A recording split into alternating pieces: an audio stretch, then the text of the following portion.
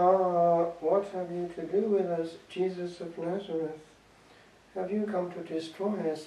I know who you are, the Holy One of God. These words, spoken through the mouth of the person who has this unclean demon, are echoes of what the demon precisely does say when presented with the gospel light. This presumably would have been his reaction when it came to the appearing of this band of 40 monks sent by the saint of this day, Gregory the Great, from Rome, after he had been prompted to do something about the problem of this far distant part of the world, having seen these blue-eyed, fair-haired slaves in the marketplace and wondering where these had come from, and asking, who are these? And being told these are angels, is reported to have replied, not angels, but angels. And therefore the Holy Ghost put on his heart the desire to save these unfortunate victims of the demon, for they were not yet evangelized.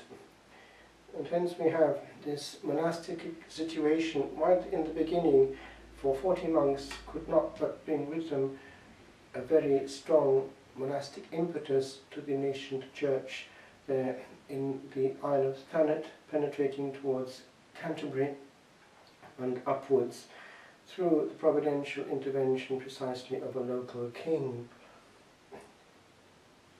Now, that has been there in the English nation, and we see it in the spirituality. Great writers like Bede, who was a Benedictine, a very early historian, through whom we know many things that would have been lost in oblivion. We have others like Boniface, who was more active, but carried that Benedictine spirit over to distant lands in the form of evangelization, again based in contemplation.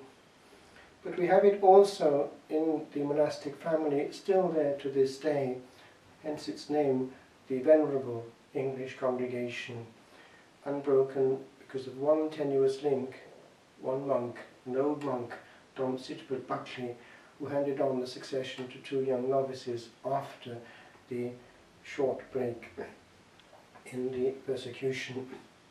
It happened in Westminster Abbey, it seems, and it is that that place is important in history for several reasons. And it is not without reason that Dom Lawrence Beverner, who was a monk of precisely that family going back through that monk, now at Ampleforth, when it came to the placing at the head of the Catholic Church in England, and it was precisely the abbot of that monastery, Basil Hume, was there as organist to welcome his own brethren back to Westminster Abbey, where he was already before them getting the organ ready for Vespers in Thanksgiving on the 25th of March, with these words, "Back again." He was there to welcome them back to their abbey. And we know now, because of research of a certain Dom René, a Benedictine from America, that there had been actually underground, and it came eventually to the surface, under one of the early cardinals, when they were building and eventually opening the central point of Catholicism in Britain, Westminster Cathedral, there had been a hope on the part of the head of the Catholic Church at that time to re-establish that Benedictine trust and to have it manned by Benedictines. And that's why apparently they were called from downside, one of the big abbeys, to colonize Ealing, a monastery there, St. Benedict's Abbey in Ealing, and eventually, that was in the back of his mind, to commute with Westminster and to sing the offices as they would have done in the Middle Ages. But then eventually wind of this got out, and of course the local clergy, the secular clergy, weren't amused, so he had to back down. But they're still there in Ealing as a vestige of what could have been. Now, all this to say that this explains also many things. It explains how also the Benedictine movement was important in the early stages in Australia, Bishop Ullathorne and so on. It explains also how this element of a certain culture in the Catholic life in Britain is still there and has always been there. It's rather difficult to see what that means, but it does mean a lot. It means that therefore when it came to contacting the other element of Catholicism in Britain, it was coming from quite a different route, especially Ireland and then other countries like Italy and Poland. There were two, if you like, ways of living. One from this old tradition of a certain ethos, and this other one from other cultures through immigration essentially. Now it has panned out considerably, but it was there for a long time, and as it were, near the twain shall meet. But it actually is a very interesting phenomenon. What am I saying?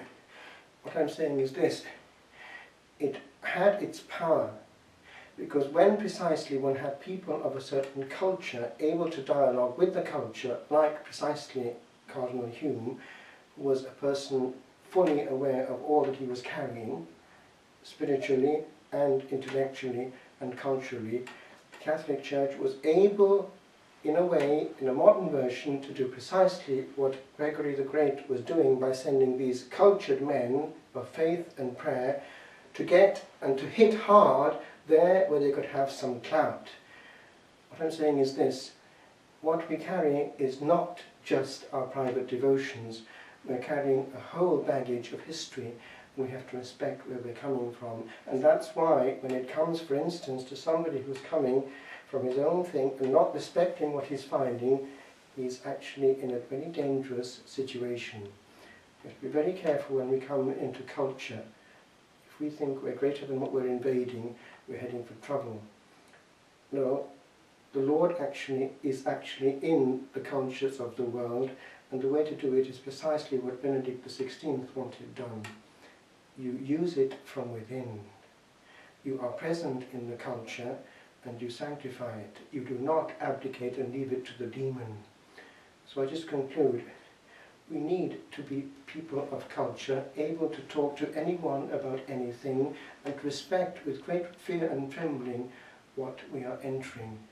For if we invade, we are useless, and indeed worse than useless. Ubi caritas et